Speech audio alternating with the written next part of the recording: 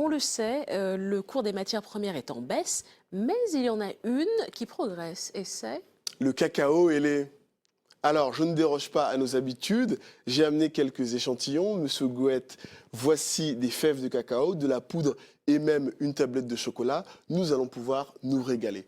Alors, nous avons raison d'être fiers. L'Afrique est le plus grand fournisseur de cacao. Jetons un œil sur la carte qui s'affiche. Elle nous montre les principaux producteurs de fèves de cacao dans le monde. Plus le rond est grand, plus la production est conséquente. Eh bien, regardez, ça saute aux yeux. Le grand leader, c'est la Côte d'Ivoire. Elle a produit l'année dernière 1,8 million de tonnes de fèves de cacao. C'est 40% de la production mondiale.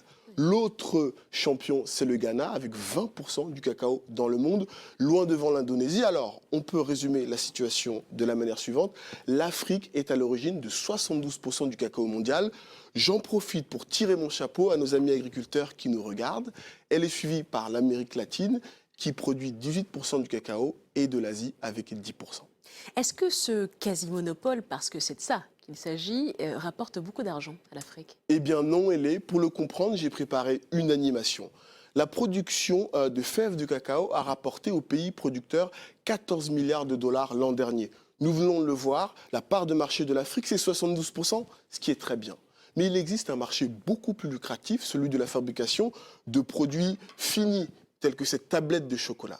Il rapporte aux fabricants 120 milliards de dollars. Et d'après vous, c'est également une devinette pour nos téléspectateurs. Quelle est la part de marché de l'Afrique?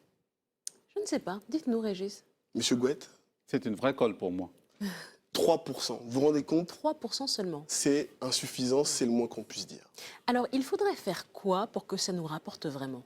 Eh bien, transformer davantage de cacao sur place. Lorsque vous prenez des fèves et que vous les réduisez en beurre ou en poudre de cacao, vous obtenez un produit semi-fini qui va permettre de fabriquer des biscuits et autres confiseries au chocolat. Cette étape, c'est la première transformation. Alors, au passage, j'en profite pour signaler que la Côte d'Ivoire a été le pays l'année dernière qui a transformé les plus grosses quantités de fèves de cacao. Et néanmoins, il reste un peu de chemin à parcourir. Effectivement, en réalité, lorsqu'on compare les quantités de cacao transformées sur place par rapport à la production globale, on se rend compte que nous sommes en retard. C'est ce que démontre le graphique qui va s'afficher. Qu'est-ce que nous voyons? Eh bien que le Brésil transforme dans ses usines 95% de son cacao. L'Indonésie atteint 90%. Regardez, la Côte d'Ivoire et le Ghana, on est autour de 30% seulement. Et la difficulté, c'est que pour transformer davantage, il faut ouvrir des usines. Et les usines, ça coûte cher. Ça coûte cher. Heureusement, on progresse bien grâce à l'initiative Cacao africain lancée par la Banque africaine d'import-export. L'établissement compte investir 150 milliards de francs CFA afin d'octroyer à des investisseurs africains des prêts à taux préférentiels. Grâce à ce programme, certaines sociétés ont pu acquérir des équipements et accroître leur capacité de transformation. D'ailleurs, d'ici 2020, la Côte d'Ivoire a l'intention de transformer localement 50% de son cacao. Et vous avez une autre bonne nouvelle, Régis. En effet, est-ce que vous savez, oui, on l'avait vu en reportage, l'an dernier, la Côte d'Ivoire a inauguré la première chocolaterie du pays. Nos téléspectateurs pourront bientôt manger du chocolat made in Côte d'Ivoire. Alors cette usine, elle traduit une évolution importante. L'Afrique devient un marché pour la consommation de chocolat. C'est ce qu'attestent les chiffres, puisque sur les 5 dernières années, la consommation a augmenté de 30% et il n'y a aucune raison que ça cesse. Et ce n'est pas la seule annonce de la Côte d'Ivoire dans ce domaine, d'ailleurs. En effet, le président ivoirien Alassane Ouattara a évoqué une alliance avec son homologue ghanéen en mars dernier à l'occasion de l'Africa CEO Forum, qui est, je le rappelle, le grand rendez-vous des décideurs africains extraits.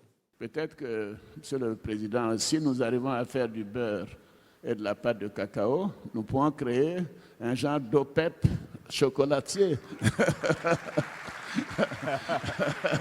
Comme ça, nous serons en mesure de fixer le prix du chocolat et l'appliquer à nous-mêmes plutôt que de subir le prix du chocolat qui nous est vendu en importation. Qu'en pensez-vous? Plutôt original, une alliance Côte d'Ivoire-Ghana pour contrôler les prix de vente du cacao. En tout cas, nous suivrons le dossier de très près. Ça me paraît une excellente idée, en tout cas. Guy Gouette, est-ce que les pays africains ont intérêt à travailler ensemble pour accroître les revenus issus des matières premières? Est-ce que c'est même possible, d'ailleurs? Je pense que la réponse est dans la question, parce que c'est plus qu'une nécessité. C'est devenu absolument vital et ça ne peut pas durer de toute façon. Ça ne peut pas durer parce que dans la vraie vie, dans le monde réel, eh bien, quand vous allez au marché pour trouver un objet à acheter, eh bien, c'est celui qui a fabriqué, c'est le producteur, c'est le vendeur en tout état de cause qui vous en donne le prix, à tout le contraire de ce qu'on est en train d'observer aujourd'hui, et qu'on le fait d'ailleurs depuis plusieurs années sur le marché des matières premières. Donc c'est une excellente initiative, mais les raisons de ce manque de cohérence sont plus faciles à décrire et à décrier qu'à transformer en réalité. On ne peut pas, tout simplement parce qu'on représente aujourd'hui environ 72% de la production de cacao mondial, s'asseoir à deux et décider de former une espèce d'OPEP et de se battre contre les mastodontes. Vous savez, lorsque l'été 2010, Anthony Ward, Armajaro, décide d'acheter physiquement 241 000 tonnes de cacao et de les stocker, soit 7% de la production mondiale, où sont les Ivoiriens? La vraie question de cette problématique, c'est l'information. Oui. Il faut avoir l'information sur la météo. Il faut avoir l'information sur ce que sera le marché demain. Ce que j'entends en tout cas, c'est que l'information reste le nerf de la guerre et ça, c'est votre domaine. L'actu du mois, Régis, fait écho au franc CFA dont vous nous parliez le mois dernier. Nous avions